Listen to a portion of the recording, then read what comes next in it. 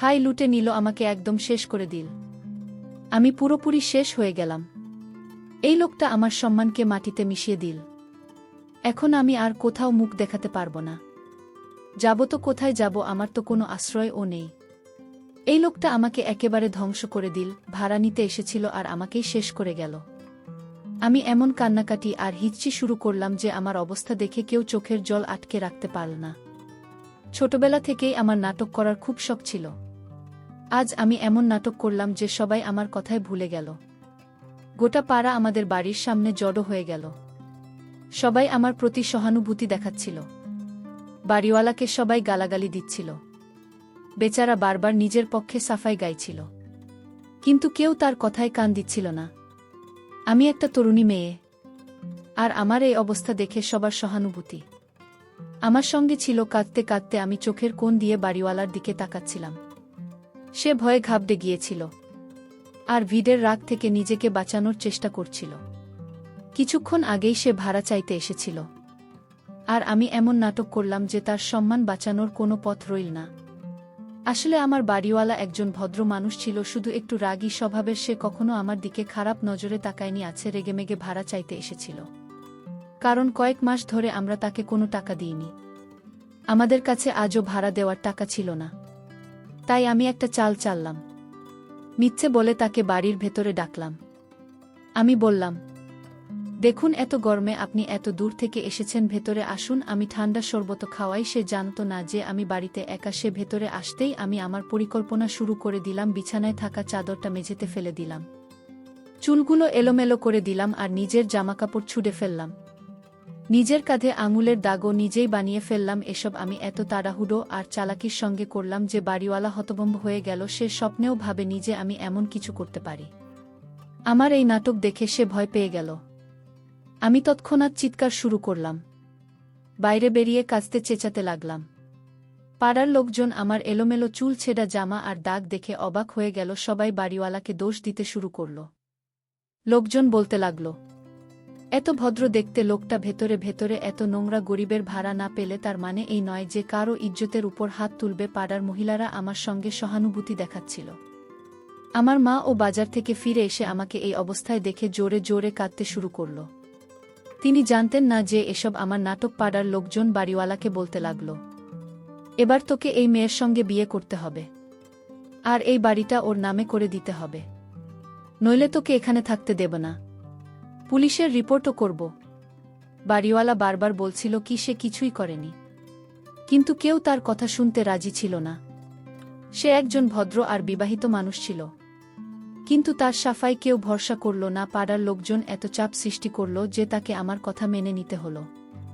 আমি ভেবেছিলাম এই নাটক তাকে বদনাম করবে আর ভয়ে এই পাড়া ছেড়ে চলে যাবে, কিন্তু পরিস্থিতি একেবারে অন্যদিকে মোড়ে নিল। পাড়ার লোকজন বিয়ের কথা তুলল আর আমি ভাবতে লাগলাম এসব কিভাবে সামলাবো। আমি জানতাম যে বাড়িওয়ালা বিবাহিত, তাহলে আমি তার সঙ্গে বিয়ে কি করে করব? বিয়ের পরে জানি না সে আমার সঙ্গে কেমন ব্যবহার করবে। আমি বারণ করার চেষ্টা করলাম, কিন্তু সেখানে দাঁড়িয়ে থাকা মহিলারা আমাকে বোঝাতে শুরু করল। তারা বলল, এখন তোকে কেউ গ্রহণ করবে না, তার ভবিষ্যৎ নষ্ট হয়ে যাবে, তোকে এই লোকটির সঙ্গে বিয়ে করতেই হবে। আমার নিজের নাটকই আমার উপর ভারী হয়ে গেল। আমার মাও কাঁদতে কাঁদতে বলল, যা হয়েছে তা ভুলে যা, বাড়িওয়ালা ভালো মানুষ, হয়তো সে শয়তানের প্রযোজনায় পড়ে গিয়েছিল, তার সঙ্গে বিয়ে করেনে, তোর জীবন সামলে যাবে। পাড়ার লোকজনের চাপ আর মায়ের কথার সামনে আমাকে মাথা নোয়াতে হলো। সবার সামনে জোর করে আমার সঙ্গে বাড়িওয়ালার বিয়ে করিয়ে দেওয়া হলো। বিয়ের পরে সেই বাড়িটা আমার নামে করে দিল। যে বাড়ির ভাড়া নিয়ে সে এত হিচি করত, সেটা এখন আমার হয়ে গেল। আমি আমার জয়ে খুশি ছিলাম যে এখন বাড়িটা আমাদের, আর ভাড়াও মাফ। কিন্তু এই বিয়েটা আমাকে ভেতর থেকে নাড়া দিয়েছিল। আমি বুঝতে পারছিলাম না যে এখন বাড়িওয়ালার থেকে কিভাবে পিছু ছাড়াবো। বিয়ের পরে লোকজন ধীরে ধীরে সেখান থেকে চলে গেল বাড়িতে। শুধু আমি, আমার মা আর বাড়িওয়ালা রইলাম। আমি ভেবেছিলাম সে আমাকে বকবে বা কটু কথা বলবে, কিন্তু যা হলো তা আমার কল্পনার বাইরে ছিল। সে আমার মাকে বলল, এখনো আমার বউ, তাই আমি ওকে আমার বাড়িতে নিয়ে যাচ্ছি। এই বাড়িটা এখন আপনার, আপনি এখানে আরামে থাকুন, আমি আর ভাড়া যাইতে আসব না। তার এই কথা শুনে আমার মাথা ঘুরে গেল। আমি ভাবিনি যে সে আমাকে তার সঙ্গে নিয়ে যাবার কথা বলবে। আমি অনেক বারণ করলাম কিন্তু সে আমার হাত ধরে বলল, আজ থেকে তুমি আমার দায়িত্ব। সে আমাকে গাড়িতে বসিয়ে তার বাড়িতে নিয়ে গেল। গাড়িতে বসতেই আমার ভয় আরও বেড়ে গেল। আমার মা আর সঙ্গে ছিল না। পাড়ার লোকজনও নেই। তার রাগী আর ঘৃণাভরা চোখ দেখে আমি কাঁপছিলাম। প্রায় 1 ঘন্টা পরে গাড়িটা একটা ছোট্ট বাড়ির সামনে থামল। বাড়িওয়ালা আমাকে জোর করে গাড়ি থেকে নামালো আর বাড়ির ভেতরে নিয়ে গেল। সেখানে সে আমাকে একটা ঘরে আটকে দিল। আমি ভয়ে কাঁপছিলাম। এখন সে যাই করুক, আমাকে এই একাই মোকাবিলা করতে হবে। কিছুক্ষণ পরে ঘরের দরজা খুলল। একটা সুন্দরী তরুণী মেয়ের ভেতরে এল। তাকে দেখি আমি বুঝলাম এটা বাড়িওয়ালার প্রথম বউ। সে এতটাই সুন্দর ছিল যে আমি নিজেকে প্রশ্ন করলাম, যার প্রথম বউ এত সুন্দর সে আমার মতো সাধারণ মেয়ের দিকে কেন তাকাবে? যদি সে আমার কাছে এগিয়ে আসছিল, আমার ভয়ে আরও বাড়ছিল। আমি ভাবছিলাম সে আমার সঙ্গে কেমন ব্যবহার করবে। কোনো স্ত্রীর পক্ষে এটা মেনে নেওয়া সহজ নয় যে তার স্বামী দ্বিতীয় বিয়ে করেছে। আর যেভাবে আমাদের বিয়ে হয়েছে, আমি তার কাছ থেকে কোনো ভালো ব্যবহারের আশা করিনি। হয়তো তাকে আমার মিথ্যের কথা জানা হয়ে গেছে। হয়তো বাড়িওয়ালা তাকে বলে দিয়েছে যে আমি কিভাবে তাকে ফাঁসিয়ে বদনাম করেছি। আমার মনে হলো এখন সে আমার থেকে বদলা নেবে। যদি তাকে সত্যিই সব জানা হয়ে থাকে, তাহলে জানি না সে আমার সঙ্গে কি করে বসবে। সে আমাকে ঘুরে ঘুরে দেখছিল, যেন আমার মধ্যে কিছু খুঁজছে। কিছুক্ষণ চুপচাপ আমাকে দেখার পরে সে হালকা হাসল।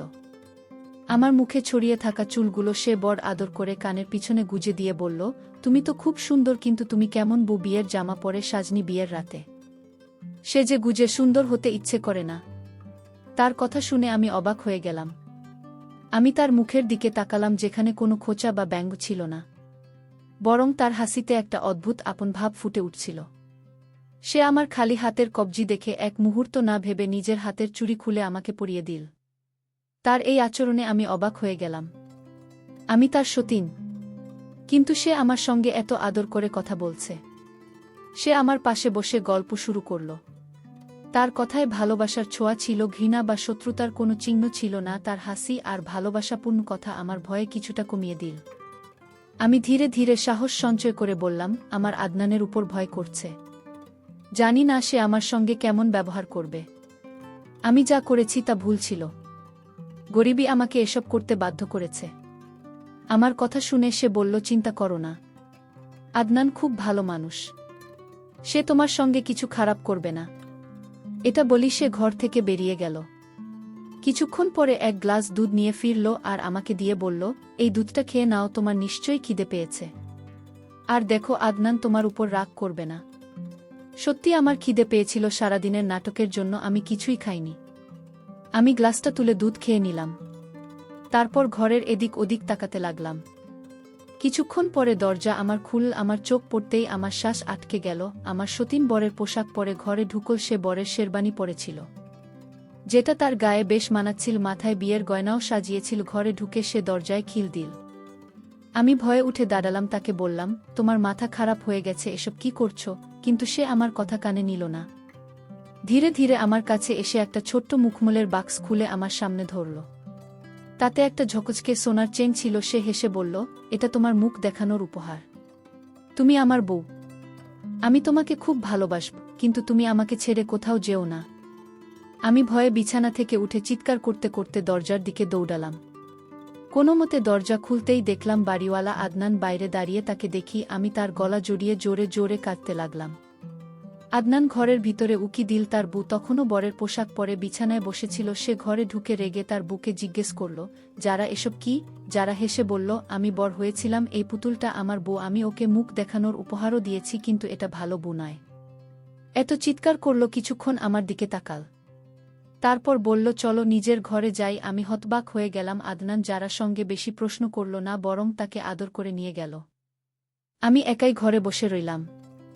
কিছুক্ষণ পরে আদনান ফিরে এল আর আমার পাশে বসল। সে আমাকে এমন একটা সত্যি কথা বলল যা শুনে আমার আত্মা কেঁপে উঠল। আদনান বলল, আমার আর যারার বিয়ে হয়েছিল আজ থেকে 5 বছর আগে। সে আমার খালার মেয়ে। আমরা পছন্দ করে বিয়ে করেছিলাম আর খুব সুখে ছিলাম। বিয়ের 4 মাস পরে যারা গর্ভবতী হলো, আমাদের খুশির সীমা ছিল না। কিন্তু ভাগ্যের পরিহাস, কয়েক মাস পরে আমাদের সন্তান হারিয়ে গেল। যারা এই ধাক্কা সামলাতে পারল না, আমি তাকে অনেক সান্ত্বনা দেওয়ার চেষ্টা করলাম। বুঝলাম যে সন্তান আল্লাহর দান, তিনি নিয়েছেন, আবার দেবেন। ধীরে ধীরে সে স্বাভাবিক হল। কয়েক মাস পরে সে আবার গর্ভবতী হল। এবার আমরা খুব সাবধান ছিলাম। কিন্তু আবার সেই একই ঘটনা ঘটল, আমাদের দ্বিতীয় সন্তানও হারিয়ে গেল। এই ঘটনার পরে যারা পুরোপুরি ভেঙে পড়ল। আমি তাকে বোঝানোর অনেক চেষ্টা করলাম, কিন্তু সে বাঁচার ইচ্ছা হারিয়ে ফেলেছিল। অনেক সময় লাগল, কিন্তু শেষে যারা সুস্থ হলো আমরা ভেবেছিলাম এবার আমাদের জীবন স্বাভাবিক হবে। যখন যারা তৃতীয়বার গর্ভবতী হলো সে সারাদিন খোয়াবে হারিয়ে থাকত, নিজের জায়গা থেকে উঠত না, তাকে সবসময় ভয় লাগত আবার তার সন্তানের কিছু হয়ে যাবে। কিন্তু বলে না, ভাগ্যের সামনে কারো কিছু চলে না। এবার যারা একটা সুস্থ সন্তানের জন্ম দিল আমরা খুব খুশি ছিলাম, কিন্তু আমাদের সেই খুশি বেশিদিন টিকল না। আমাদের সন্তান মাত্র 2 সপ্তাহ আমাদের কাছে ছিল, তারপর তার মৃত্যু হলো। এই ধাক্কায় যারা পুরোপুরি ভেঙে পড়ল, তার মানসিক অবস্থা এতটাই খারাপ হয়ে গেল যে সে পাগল হয়ে গেল। কখনো সে বাচ্চাদের মতো খেলতে শুরু করত, কখনো বুড়ি সেজে বসত, কখনো বর সেজে যেত, আবার কখনো পাগলের মতো চিৎকার করত। শুরুতে আমার কাছে অনেক টাকা সম্পত্তি ছিল, আমি যারা চিকিৎসায় সব খরচ করে ফেললাম। ধীরে ধীরে আমার কাছে কিছুই রইল না। এখন তো এমন অবস্থা যে আমার কাছে শুধু সেই বাড়িটা ছিল যেখানে তুমি আর তোমার মা ভাড়ায় থাকতে। যারা চিকিৎসার খরচ চালানোর জন্য আমাকে বারবার তোমার কাছে ভাড়া চাইতে হতো। আমার রাগ আর বিরক্তির কারণ এটাই ছিল। আমি নিজেও খুব চাপে ছিলাম, 3টা সন্তান হারানোর ব্যথা, আর যারা অবস্থা আমার জীবন তছনছ করে দিয়েছিল। আমি তোমাকে বিরক্ত করতাম, এটা ভুল ছিল, কিন্তু আমার বাধ্যবাধকতা ছিল। আর যারা ডাক্তারের সঙ্গে অ্যাপয়েন্টমেন্ট ছিল, কিন্তু আমার কাছে টাকা ছিল না, তাই আমি তোমার বাড়িতে টাকা চাইতে গিয়েছিলাম। তোমার বাড়ি থেকে ফিরে আমি আমার বন্ধুর কাছ থেকে টাকা ধার করলাম। আমি আমার বউকে খুব ভালোবাসি, তার অবস্থা দেখে আমার হৃদয় ভেঙে যায়। এই বলে আদনান কেঁদে ফেল। তার কথা শুনে আমার মন ভারী হয়ে গেল। আমি উপলব্ধি করলাম যে যে মানুষটাকে আমি খারাপ আর রাগী ভাবতাম সে ভেতরে ভেতরে কতটা গভীর বেদনায় ডুবে আছে। আমি আদনানের কাছে মাফ চাইলাম আর প্রতিশ্রুতি দিলাম যে এখন থেকে যারার দায়িত্ব আমার। সেই দিন থেকে আমি যারার যত্ন নিতে শুরু করলাম, তাকে ডাক্তারের কাছে নিয়ে যেতাম, সময় মতো ওষুধ দিতাম, সে ধীরে ধীরে ভালো হতে শুরু করল। আদনানও তার কাজে মন দিল আর তার ব্যবসা আমার চলতে শুরু করল। এখন আমাদের জীবনে সুখ ফিরে এসেছে। আদনান কখনো আমার সঙ্গে অন্যায় করেনি, সে খুশি মনে আমার অধিকার দিয়েছে। যারাও আগের চেয়ে অনেক ভালো হয়েছে। এই অভিজ্ঞতা আমাকে শিখিয়েছে যে মানুষকে তার বাইরের স্বভাব দিয়ে নয়, তা সত্যি আর পরিস্থিতি দিয়ে বিচার করতে হয়। আদনানের শক্তি জানার পরে আমি নিজেকে তার ভুল ছবি আঁকার জন্য দোষী মনে করতে লাগলাম। বন্ধুরা, তোমাদের কাছে আমার একটা অনুরোধ, যারার জন্য দোয়া করো যেন সে পুরোপুরি সুস্থ হয়ে যায় আর আল্লাহ তাকে সন্তানের সুখ দেন। একজন মায়ের জন্য 3বার নিজের সন্তান হারানো খুব বড় বেদনা। হয়তো তোমাদের দোয়ায় যারা একটা নতুন ফোন পেতে পারে। যদি আমাদের গল্পটা তোমাদের ভালো লেগে থাকে তাহলে ভিডিওটা লাইক করো, চ্যানেলটা সাবস্ক্রাইব করো আর নোটিফিকেশন বেলাল বাজাতে ভুল না।